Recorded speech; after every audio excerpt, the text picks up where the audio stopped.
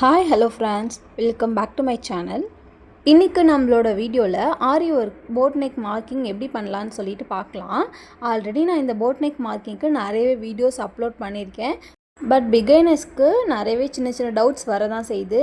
அந்த டவுட்ஸ் எல்லாமே கிளியர் பண்ணுற மாதிரி இந்த வீடியோவில் ஃபுல்லாக டீட்டெயிலாகவே பார்ப்போம்.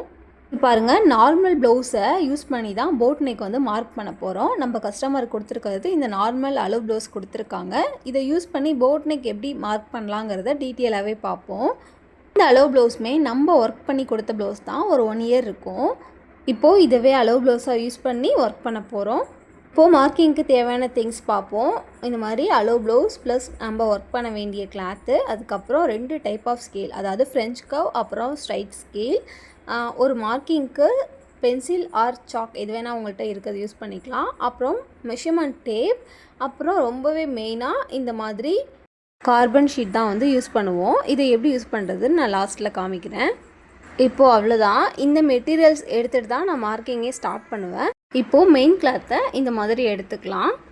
பொதுவாக ஆரி ஒர்க் பண்ணும்போது கிளாத் கொஞ்சம் எக்ஸ்ட்ராவாகவே இருந்தால் ஒர்க் பண்ணும்போது ரொம்பவே கம்ஃபர்டபுளாக இருக்கும். இப்போது நான் இதில் 1.5 மீட்டர் வந்து கிளாத் எடுத்திருக்கேன். உங்கள் கஸ்டமர் உங்ககிட்ட கேட்டுட்டு மெட்டீரியல் வாங்க போகிறாங்க அப்படின்னா எக்ஸ்ட்ராவாகவே 1.25 அல்லது 1.5 மீட்டர் வந்து வாங்கிக்க சொல்லுங்கள். இப்போது உங்களுக்கு ஃப்ரண்ட் அண்ட் பேக்கில் டவுட் இருக்குது அப்படின்னா இந்த மாதிரி கரை லைன் போட்டிருக்க இடத்துல நீங்கள் வச்சு செக் பண்ணி பார்த்தீங்கன்னா உங்களுக்கு ஃப்ரண்ட் அண்ட் பேக் வந்து ரொம்ப ஈஸியாக கண்டுபிடிச்சிடலாம். ஸோ டவுட் இல்லாமல் நீங்கள் கிளியராகவே உங்கள் ஒர்க்கை ஸ்டார்ட் பண்ணிடலாம். இப்போது இந்த மாதிரி கிளாத் ஃபுல்லாக ஓப்பன் பண்ணிவிட்டு அதில் இருக்க ஒரு ரைட் சைடில் இருக்க கார்னரில் தான் நான் எப்போவுமே பேக் நெக் வந்து மார்க் பண்ணுவேன். இப்போது இந்த மாதிரி ஃபோல்டிங் பார்ட் என்னோடய லெஃப்ட் சைடில் இருக்கிற மாதிரியும் ஓப்பன் பார்ட் வந்து என்னோடய ரைட் சைடில் இருக்கிற மாதிரியும் வந்து ப்ளேஸ் பண்ணியிருக்கேன். இப்போது நம்மளோட இந்த பேக் பார்ட்டுக்கு எவ்வளோ கிளாத் கரெக்டாக வந்து தேவைப்படும், அதாவது ஸ்டிச்சிங் பர்பஸ்க்காக எவ்வளோ தேவைப்படும் அப்படிங்கிறது கண்டிப்பாக நம்மளுக்கு தெரியணும். ஸோ இதை எப்படி நம்ம பார்க்குறது அப்படின்னா, இந்த மாதிரி ஆம்கோல் சைட்லேருந்து ஒரு 2 இன்ச் வரைக்கும் உள்ள கிளாத் ஸ்டிச்சிங்க்கு வைப்பாங்க. ஸோ இந்த ஆம்கோல் பார்ட்லேருந்து 2 to 3 இன்ச் வரைக்கும் எக்ஸ்ட்ராவாக இருக்கிற மாதிரி நீங்கள் கிளாத்தை கால்குலேட் பண்ணிக்கணும். இப்போ பாருங்கள், எக்ஸ்ட்ராவாக இருந்த கிளாத்தை இந்த மாதிரி அட்ஜஸ்ட் பண்ணிக்கிறேன். நம்ம ஃபோல்டிங் பார்ட்டை கம்மி பண்ணும்போது நம்மளுக்கு கரெக்டாக தேவையான அளவு மட்டும் கிடைக்கும். இந்த மாதிரி பண்ணுறதுனால எக்ஸ்ட்ரா நிறைய கிளாத் வேஸ்ட் ஆகிறத வந்து கண்ட்ரோல் பண்ணலாம். நீங்கள் ஃப்ரண்ட் பார்ட் ஆர் ஸ்லீவ்க்கெலாம் மார்க் பண்ணும்போது ஸ்பேஸ் உங்களுக்கு கரெக்டாக இருக்கும். இப்போது இந்த கிளாத்தில் 1.5 மீட்டர் இருக்கிறதுனால வந்து ப்ராப்ளம் கிடையாது. பட் இதே நீங்கள் கஸ்டமர் 1 மீட்டர் தான் எடுத்து கொடுத்துருக்காங்க, இதுக்குள்ளேயே ஒர்க் பண்ணணும் அப்படின்னு நீங்கள் பார்க்கும்போது இந்த மாதிரி சின்ன சின்ன அட்ஜஸ்டபிளாக பண்ணீங்க அப்படின்னா உங்களோட கிளாத்தை வந்து நீங்கள் ப்ராப்பராக யூஸ் பண்ண முடியும். இப்போ பாருங்கள், அட்ஜஸ்ட் பண்ணதுக்கப்புறம் ஒரு 3 இன்ச் ப்ளஸ் தான் வந்து இருக்குது நம்மளுக்கு கிளாத்து. அதுவுமே வந்து போட் நெக் மார்க் பண்ணுறோம் அப்படிங்கிறப்போ ஆம்கோல் கொஞ்சம் நகர்த்தி வந்து மார்க் பண்ணுற மாதிரி இருக்கும். அதுக்காக தான் ஒரு 1 இன்ச் வரைக்கும் எக்ஸ்ட்ராவாக சைடில் வந்து ஸ்பேஸ் விட்டுட்டு தான் வந்து நம்ம மார்க் பண்ணுவோம். இப்போ வந்து அவ்வளோதான், நம்ம கரெக்டான இடத்துல ப்ளவுஸை ப்ளேஸ் பண்ணியாச்சு. ஸோ இந்த இடத்துல இருந்து தான் நம்ம மார்க்கிங்கை ஸ்டார்ட் பண்ண போகிறோம். இப்போது ஃபஸ்ட்டு ஸ்டெப்பாக இந்த மாதிரி ப்ளவுஸ் மடக்கி தைக்கிறதுக்கு கீழே கரெக்டான லைன் இருக்கணும். ஸோ நான் 2 இன்ச் மார்க் பண்ணிக்கிறேன். உங்களுக்கு எவ்வளோ வேணுமோ அதுக்கேற்ற மாதிரி நீங்கள் மார்க் பண்ணிக்கலாம். உங்கள்கிட்ட கிளாத் கம்மியாக இருக்குது அப்படின்னா நீங்கள் ஒரு 1 இன்ச் கூட நீங்கள் மார்க் பண்ணிக்கலாம். இது வந்து நம்ம மடக்கி தைக்கிறதுக்காக தான். இந்த மாதிரி நான் 2 இன்ச் மார்க் பண்ணிவிட்டு ஒரு ஸ்ட்ரைட் லைன் போட்டுக்கிறேன். இதுதான் நம்மளோட ப்ளவுஸோட ஸ்டார்டிங், அந்த லைனை வந்து ப்ளேஸ் பண்ணுற இடம். இப்போது கரெக்டாக ப்ளவுஸை வந்து இந்த லைனுக்கு மேலே ப்ளேஸ் பண்ணிக்கிறேன். இப்போது நெக்ஸ்ட்டு நம்ம நார்மல் ப்ளவுஸ்க்கு மெஷர்மெண்ட் எடுப்போம்ல, அதே மாதிரி ப்ளவுஸில் இருக்க எல்லா சேம் மெஷர்மெண்ட்டையும் அப்படியே வந்து நம்ம காப்பி பண்ணிக்கலாம். இப்போ பிகினர்ஸ் பண்ணுற மிஸ்டேக்ஸ் பார்த்தோன்னா, இந்த மாதிரி ப்ளவுஸை ப்ளேஸ் பண்ணும்போது நான் பாருங்கள் கரெக்டாக நம்மளுக்கு பேக் நெக்கோட அந்த சென்டரில் ஒரு கேப் வரும். இது எதுக்குன்னா சென்டரில் நம்ம டாட் பிடிச்சிருக்கோம்ல அந்த கேப் தான்.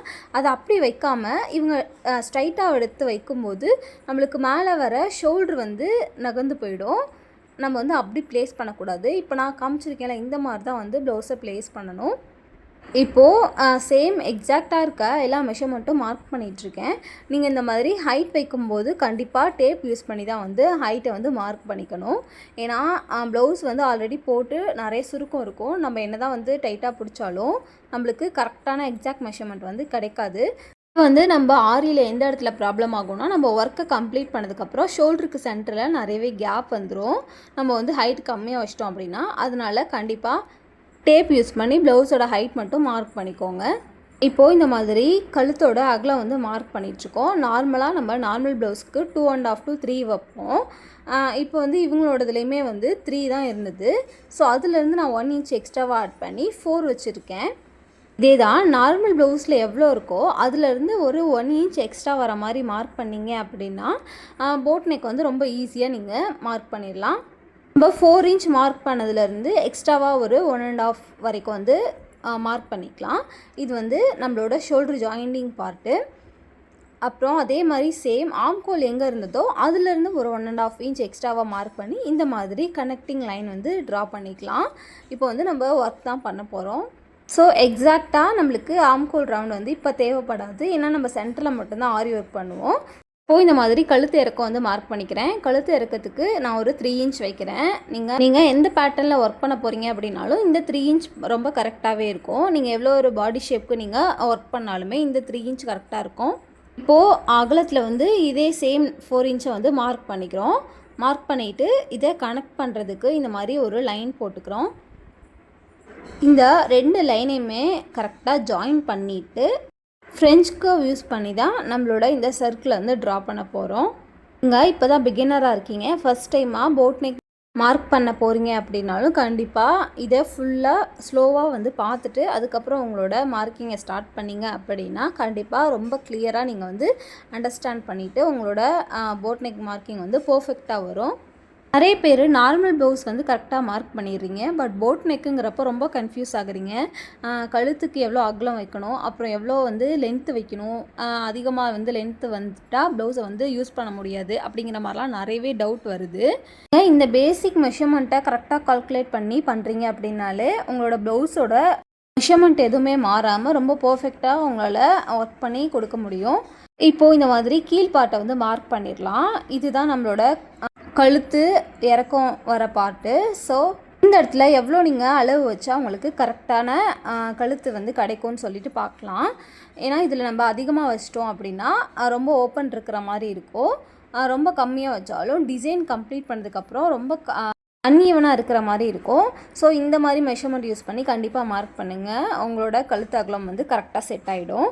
நம்ம மேலே அகலம் வந்து 4 inch கொடுத்துருந்தோம். ஸோ சேம் அதே மாதிரி அகலம் வந்து இந்த இடத்துல 4 inch மார்க் பண்ணியிருக்கேன். அது மட்டும் இல்லாமல் மேலே ஒரு இப்போ நார்மல் ப்ளவுஸோட கழுத்து இறக்கத்துலேருந்து 1 inch கீழே தான் மார்க் பண்ணியிருக்கேன். பாருங்கள், நம்ம கிட்ட இருக்க நார்மல் அளவு ப்ளவுஸ்லேருந்து 1 inch கீழே இறக்கி மார்க் பண்ணாலே போதும். நம்மளோட கழுத்து இறக்கம் வந்து கரெக்டாக இருக்கும். நிறைய பேர் வந்து எனக்கு ரொம்ப அகலமாக வேணாம், அதாவது பெருசாக வந்து பேக்கில் வந்து ஓப்பன் இருக்க வேணான்னு சொல்லி கேட்பாங்க. அந்த மாதிரி இடத்துல இந்த இடத்துல தான் நீங்கள் அட்ஜஸ்ட் பண்ணணும். உங்கள் அளவு ப்ளவுஸ் அளவே வச்சுக்கோங்க. அப்படி இல்லைனா இந்த மாதிரி 1 inch மட்டும் இறக்கிக்கோங்க. அப்போ தான் கரெக்டாக இருக்கும்னு சொல்லிவிட்டு உங்கள் கஸ்டமர்ஸ் கிட்ட சொல்லிவிட்டு அவங்க எப்படி கேட்குறாங்களோ அந்த மாதிரி இந்த இடத்துல ஆல்ட்ரு பண்ணி நீங்கள் உங்களோட மார்க்கிங்கை பண்ணிக்கலாம்.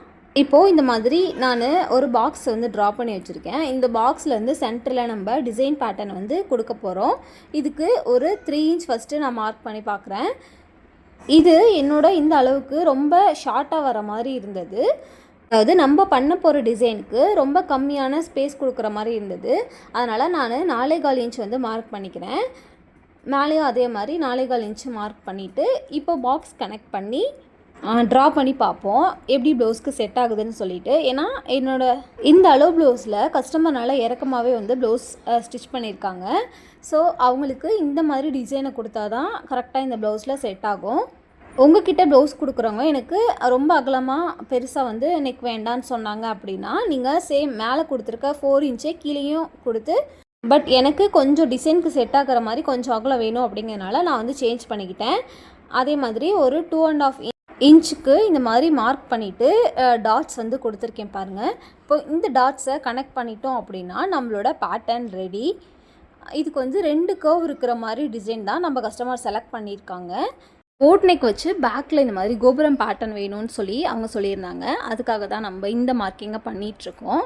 அது மட்டும் இல்லாமல் இது ரொம்பவே ட்ரெண்டிங்கான டிசைனே சொல்லலாம். நிறைய பேர் இந்த மாதிரி போட் நெக் வச்சு சென்டரில் இந்த மாதிரி சேம் ஓப்பன் கொடுத்து அதில் ஹேங்கிங் வைக்கணும் அப்படின்றது நிறைய பிரைட்ஸ் வந்து நம்மக்கிட்ட கேட்குற ஒரு ரெக்குவயர்மெண்ட். ஸோ இந்த மாதிரி தான் இந்த கஸ்டமரும் நம்மக்கிட்ட கேட்டிருக்காங்க. அவங்க கேட்ட எக்ஸாக்டாக அதே மாதிரி நம்மளும் பண்ணி கொடுத்துருவோம். இப்போது இந்த மாதிரி ட்ரா பண்ணதுக்கப்புறம் பாருங்கள் டிசைன் ரொம்ப ப்ராப்பராக கரெக்டாக கம்ப்ளீட் ஆகிருக்கு. இதை அப்படியே வந்து சேமாக பேக் சைடு ட்ரேஸ் பண்ணி ஆகணும். அப்போ தான் நம்மளுக்கு அந்த ஷேப் எதுவும் மாறாமல் ரொம்ப கரெக்டாக ஈவனாக இருக்கும். இது வந்து நிறைய பேர் நம்ம ட்ரா பண்ணும்போதே நீங்கள் பேக் சைடில் கார்பன் ஷீட் வச்சுட்டு ட்ரா பண்ணுறீங்க அப்படின்னா இன்னும் ஈஸியாக சீக்கிரமாக முடிஞ்சிருக்கும் அப்படின்னு சொல்லிட்டு சொல்கிறீங்க. ஆனால் இப்போது நம்ம ஃபுல்லாக கம்ப்ளீட் பண்ணிவிட்டு அதுக்கப்புறம் ட்ரேஸ் பண்ணுறோம் அப்படின்னா தான் ரொம்ப பர்ஃபெக்டாக வருன்றது என்னோட ஒரு ஹேபிட்னே சொல்லலாம். ஏன்னா இந்த சென்டரில் இருக்க சேம் பேட்டர்ன் ட்ரா பண்ணுறதுக்கு நான் வந்து ஷேப் கரெக்டாக இல்லை, அதாவது அவங்க ப்ளவுஸ்க்கு ஆப்டாக இருக்கிற மாதிரி இல்லை அப்படின்னா நான் நிறையவே எரேஸ் பண்ணிவிட்டு அதுக்கப்புறம் மேலேயே வந்து ட்ரா பண்ணிப்பேன். ஸோ எனக்கு பர்ஃபெக்டான லைன் கிடைக்கிற வரைக்கும் நான் வந்து கரெக்டாக ட்ரா பண்ணிட்டு தான் வந்து பண்ணுவேன். அப்படி இருக்கும்போது நம்ம இத்தனை டைம் நம்ம மேலே அழைச்சிட்டு பண்ணுறோம் அப்படிங்கிறப்போ கீழே பேக் சைடும் சேம் அந்த மார்க்கிங் எல்லாமே இருக்கும். பர்ஃபெக்டான மார்க்கிங் கிடச்சதுக்கப்புறம் நான் இந்த மாதிரி ட்ரேஸ் பண்ணுறேன் அப்படின்னா எனக்கு எக்ஸாக்டாக சேம் எனக்கு எந்த லைன் வேணுமோ அந்த லைன் மட்டுமே காப்பியாக இருக்கும். ஸோ அதுக்காக தான் நான் இப்படி பண்ணுறேன். இப்போ பாருங்கள், நம்ம ட்ரா பண்ணியிருக்க லைன் மட்டும்தான் நம்ம ஒர்க் பண்ண வேண்டிய லைன். மீதி இருக்க எக்ஸ்ட்ரா லைன் வந்து ஸ்டிச்சிங்க்காக தேவைப்படுற இடத்த நான் ட்ரா பண்ணி காமிச்சிருக்கேன்.